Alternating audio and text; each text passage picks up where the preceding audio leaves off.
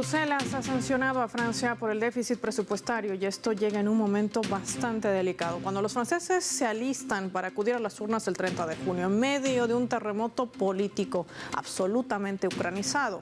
Hoy vamos a analizar los últimos movimientos y escenarios geopolíticos. Inicia hacia el mapa. Bienvenidos.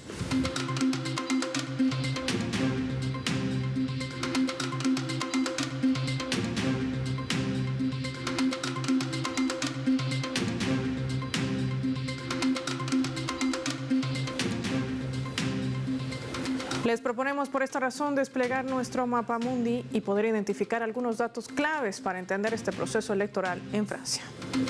Francia, alianzas inéditas para las legislativas. Revisamos nuestro mapa mundi, identificamos esta nación con los colores de su bandera.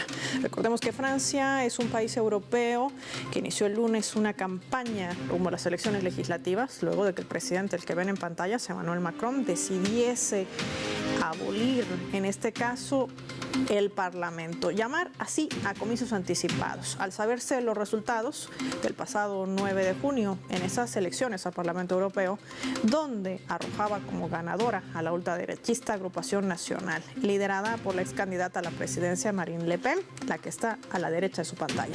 La opositora del actual gobierno obtuvo el 31.37% de los votos, según un sondeo de opinión publicado también el lunes. La alianza centrista de Macron tiene ahora una intención de votos de apenas el 18%. ¿Cómo marchan estas alianzas? Lo revisamos también en nuestro mapa. El partido oficialista social liberal Renacimiento ha creado una coalición con bancadas afines del centro de derecha bajo este lema: Juntos por la República.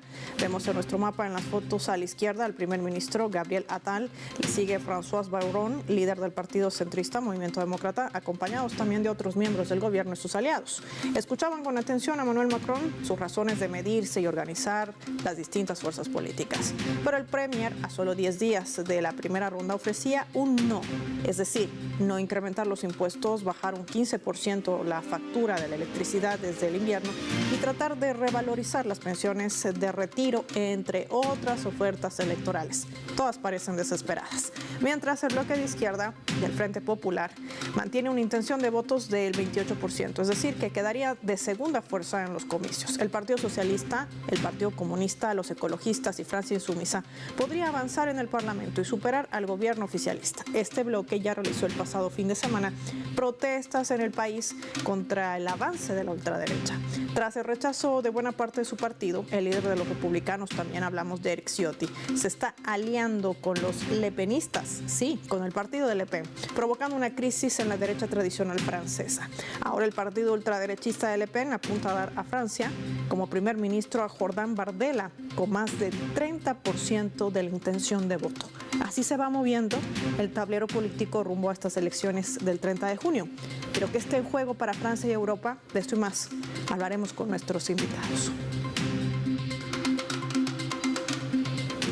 Para el efecto recibimos a nuestro primer invitado, analista experto también en geopolítica, periodista desde España, nos acompaña Daniel Seixo. Daniel, qué gusto tenerte en el mapa, gracias por tu tiempo para Telesur. Buen día. Daniel, ¿es realmente Macron, el actual presidente de Francia, la respuesta para la política francesa y europea? Además, donde apunta a una política absolutamente guerrerista. ¿Cómo poder entender este mapeo? Bien, la respuesta la ha dado el propio Macron, convocando unas elecciones, adelantando los comicios en Francia y, por tanto, conociendo que su pueblo ya no confía en él. Cuando está dispuesto a acudir a las urnas para medir la opinión de los franceses y las francesas, creo que ya no lo hace tanto como una forma de medir su respaldo, sino como una medida desesperada para buscar alguna solución política que pueda dotar de estabilidad a este país. Tenemos que recordar que Macron ha estado totalmente presionado por luchas sindicales, por movilizaciones a favor del clima, por los propios chalecos amarillos, por políticas antirracistas y por una oposición directa y frontal a la política que Francia ha llevado a cabo a la hora de apoyar a la OTAN en su guerra contra la Federación Rusa que se está desarrollando actualmente en el tablero ucraniano.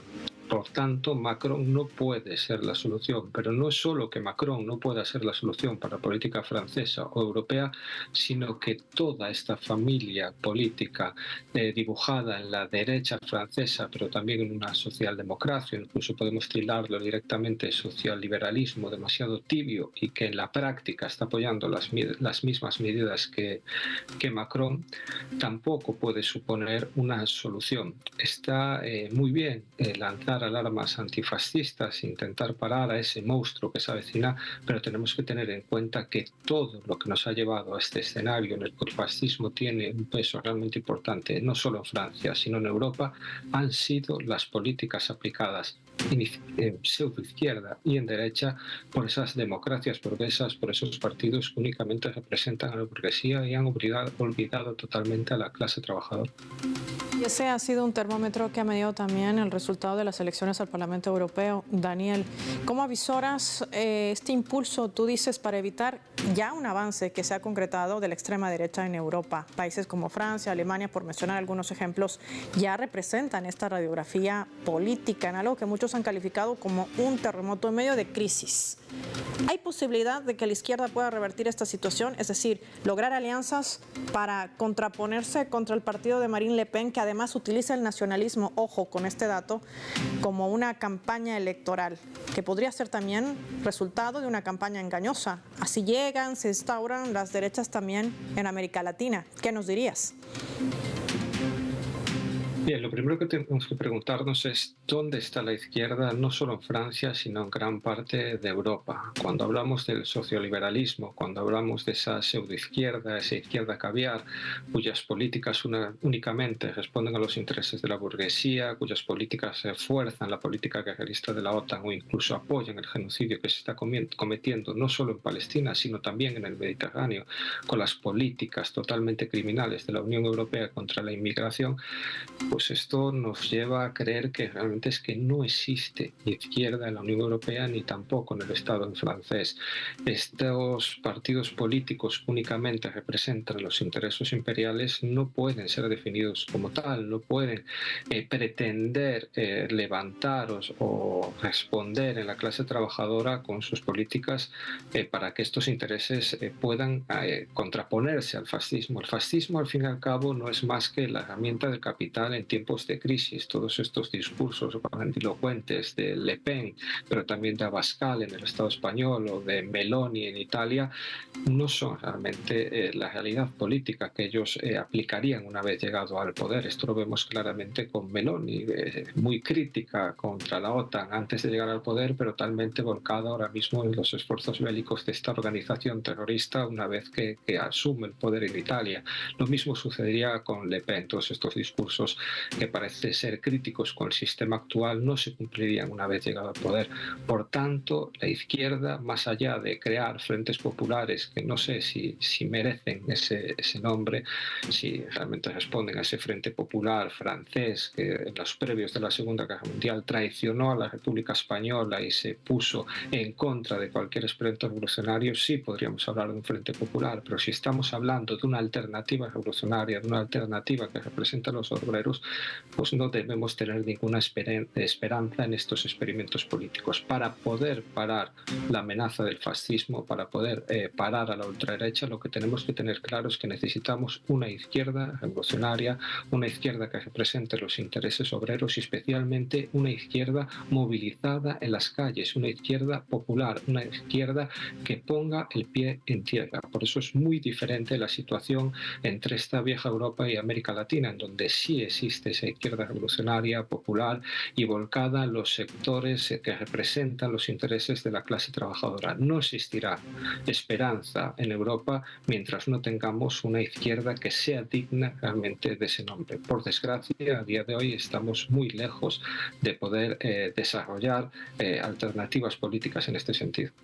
Y eso también está dificultando que se pueda de alguna manera librar las actuales crisis que atraviesa el bloque europeo, que se pone también en la mira del propio Bruselas. Algo tiene que hacer para lavarle la cara a la extrema derecha y consolidar su plan también absolutamente otanista supeditado a Estados Unidos. Daniel Seixo, como siempre, gracias por tu tiempo y tu análisis para nuestros televidentes del Mapa.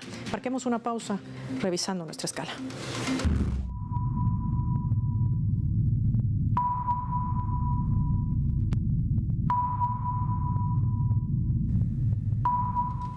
Esta vez a través de este portal web Bolsa Manía. Está titulando de la siguiente manera a propósito de la crisis que atraviesa Francia.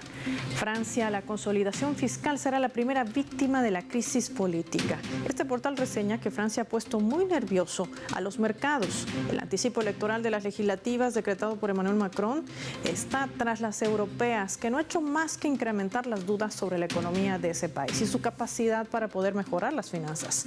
Bruselas ha abierto a Francia un procedimiento por déficit excesivo, lo que demuestra lo que ya de por sí está delicado en medio de una situación compleja, que según expertos podría empeorar dependiendo del resultado que arrojen las urnas tras las dos vueltas previstas para el 30 de junio y el 7 de julio.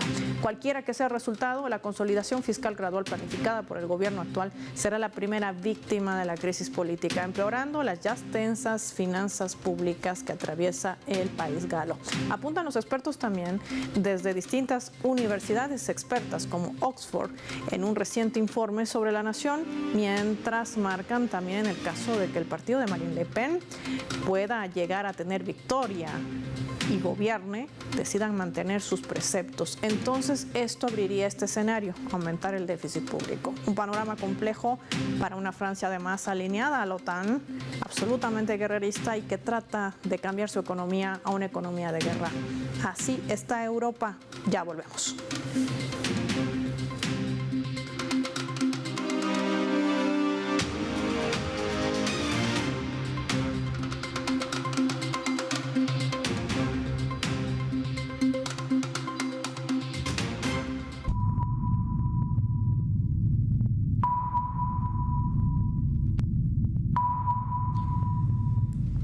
Vamos a sumar también otro elemento para el análisis a través de la fotografía. En la imagen vemos a migrantes en un collage. Sí, migrantes que llegan a diario a Francia solicitando asilo.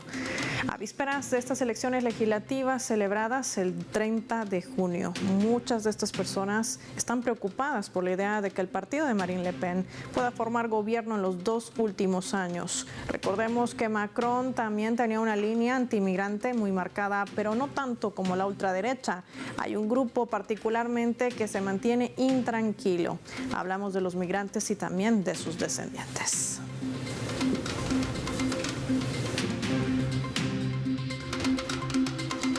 Vamos a analizar este panorama. Nos acompaña en directo desde Bélgica, analista internacional, experta también en geopolítica, Emerlinda Malcot con nosotros. Qué gusto tenerla en el mapa. Gracias por su tiempo para Telesur. Gracias por la invitación. Emerlinda, ¿qué escenario abre todo este movimiento que también confluye con los migrantes? Mantener una retórica nacionalista incluye también el hecho de deshacerse de cientos de ciudadanos de manera ilegal del país, es decir, sacarlos prácticamente o deportarlos en caliente, algo que está constituido como una violación al derecho internacional humanitario y a los derechos humanos. Pero yendo más allá, en el marco del desarrollo de estos Juegos Olímpicos, por ejemplo en Francia, ya se decide reubicar, entre comillas, sacar, expulsar para que no sean vistos dentro de las transmisiones internacionales, teniendo connotaciones y tintes inclusive hasta xenófobos. ¿Qué escenario marca una contienda donde no hay acuerdos y hay una disputa por mantenerse en el poder? Es una situación compleja porque la extrema derecha en Francia no quiere abordar la cuestión de ¿por qué hay migrantes en Europa? Hay migrantes en Europa por la política imperialista que Europa está llevando.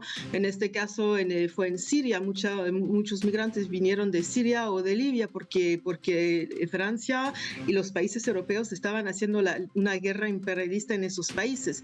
Al mismo tiempo, hay otro problema en Francia, es que la derecha aprovecha de la presencia de los migrantes que sean documentados o indocumentados para hacer una presión sobre los sueldos de la población francesa. Entonces, no abordan el tema de los derechos laborales de la población francesa y al mismo tiempo no abordan la cuestión de las guerras imperialistas. Entonces, no tienen otra que servir este discurso racista y que no resuelve ningún problema. Les gusta a la gente porque en desesperación la gente empieza a creer a estas cosas, pero los verdaderos problemas, que es el derecho laboral, el Estado social y el imperialismo, imperialismo, que la política imperialista de Francia, eso no se soluciona. Y además, el Rassemblement National, este partido de extrema derecha, está con discursos a veces muy antieuropeos, pero cuando uno ve los votos que ellos hacen en el Parlamento, siempre están en favor de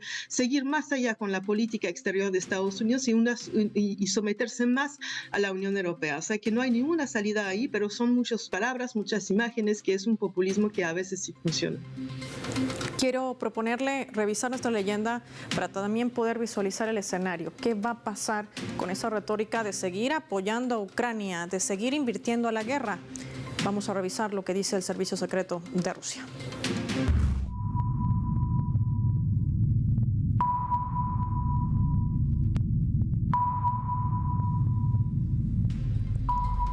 Difundido de manera amplia a través de distintos medios de comunicación, en su mayoría eslavos, el Servicio de Inteligencia Exterior de Rusia, por sus siglas SVR, publicaba esto en un comunicado. Occidente se está preparando para descartar a Zelensky. Hablamos del presidente de Ucrania.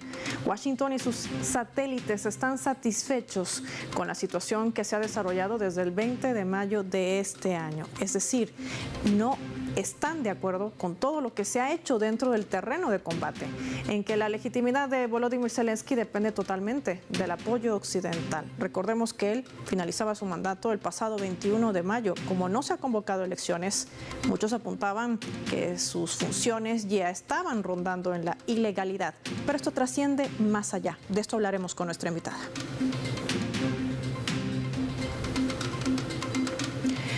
Marlinda, si este escenario se consolida, si la salida de Zelensky se propicia, ¿podríamos hablar de un posible acuerdo con Rusia, bajo las condiciones rusas, claro está, y sobre todo tomando en cuenta la última jugada que hará la OTAN, un cambio de su secretario general por el posible neerlandés ex primer ministro de Países Bajos, Mark Rutte? ¿Qué escenario visualiza geopolítico en medio de estas tensiones y de este juego supeditado que mantiene Europa?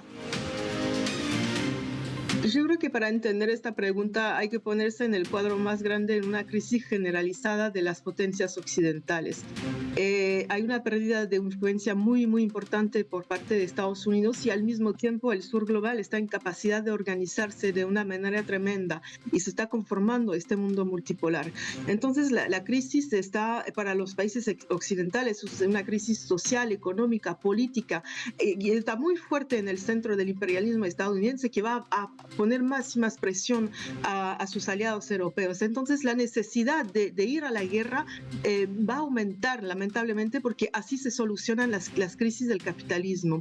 Entonces también hay otro elemento, es que a medida que aumenta la crisis, aumenta la necesidad para los imperialismos europeos de ponerse bajo el paraguas del tío Stalin. Cada vez que va a aumentar el descontento en Europa, van a ir más allá en sumisión al imperialismo estadounidense. Eso es una paradoja que vamos a ver aumentar.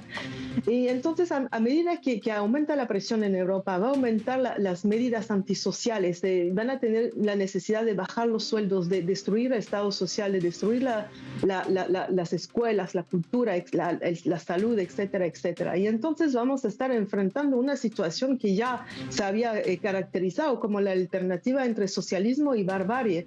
Y vamos a ver un sometimiento más y más grande de las élites europeas al proyecto de guerra de Estados Unidos. Es por eso, por ejemplo, que en Alemania aceptaron que le destruyeran sus gasoductos, el Nord Stream, porque fue tremendo para Alemania, porque ellos no tenían ya acceso a energía barata y hubo muchísimas quiebras de industrias en Alemania, pero lo aceptaron porque lo benefician de una forma.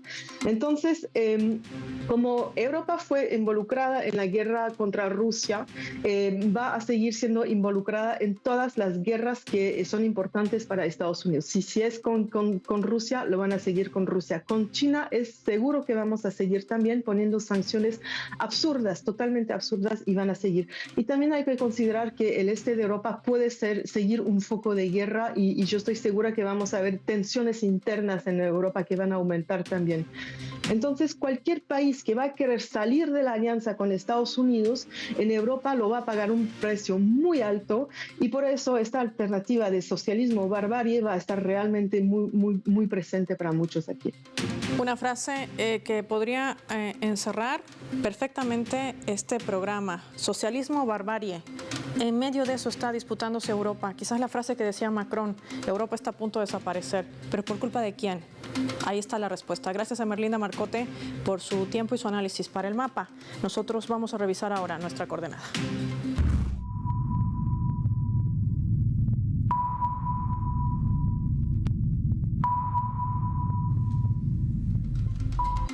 Hay también otros hechos geopolíticos que se vienen desarrollando y que impactan en el mundo. Cristian Lamesa, desde la Argentina, nos va a comentar cómo se ha desarrollado la visita de cortesía a Cuba de los buques militares rusos. ¿Por qué ha implicado tanto nerviosismo en Occidente?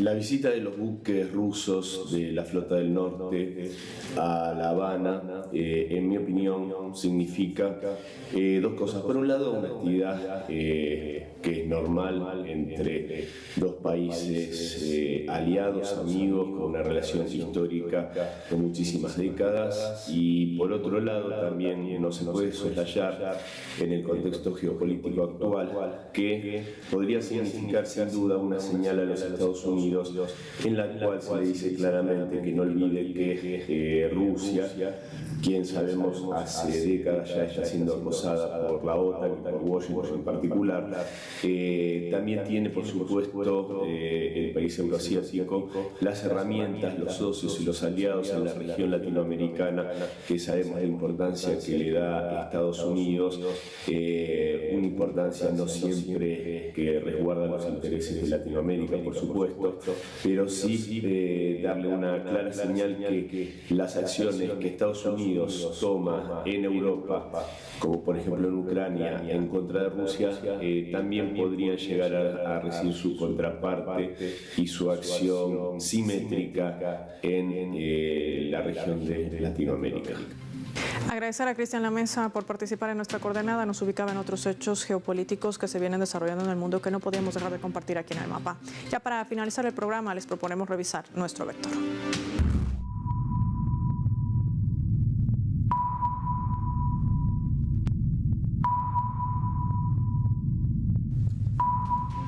Nuestro radar en el mapa hoy nos refleja las tres claves sobre este tema.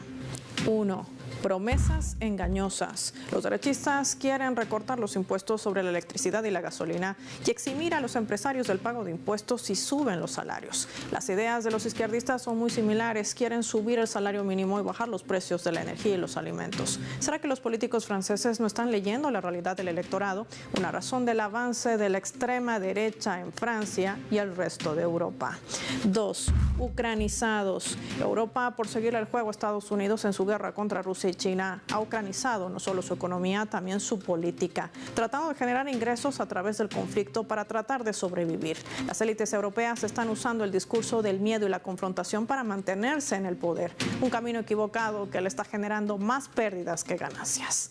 3. Laboratorio político. El vencedor en las elecciones de Francia tendrá que supervisar recortes de gastos que podrían perjudicar el crecimiento y resultar impopulares para el electorado en general, o arriesgarse a caer en el caos. Algo que decía nuestra invitada: socialismo o barbarie. Ante el revés electoral de Macron contra la ultraderechista Le Pen, Francia se está convirtiendo en un laboratorio político que podría replicarse en Alemania. Quizás aquí aplica la tan sonada frase del presidente francés: Europa está a punto de desaparecer. Sin duda, es responsable Estados Unidos, no Rusia. Soy Paola Pérez y nos vemos en otra edición del Mapa.